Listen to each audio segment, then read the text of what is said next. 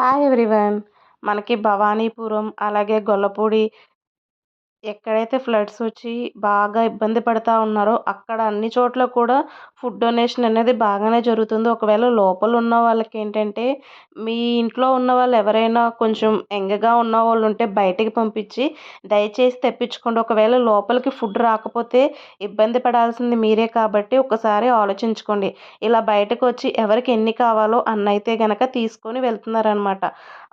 బయటికి రావడం మాత్రం మానొద్దు. అలాగే ప్రెగ్నెన్సీ వాళ్ళున్నా లేదంటే పెద్దవాళ్ళున్నా కూడా హెల్ప్ చేసి వాళ్ళకి ఏం కావాలో అవన్నీ అయితే ఖచ్చితంగా చేస్తున్నారనమాట.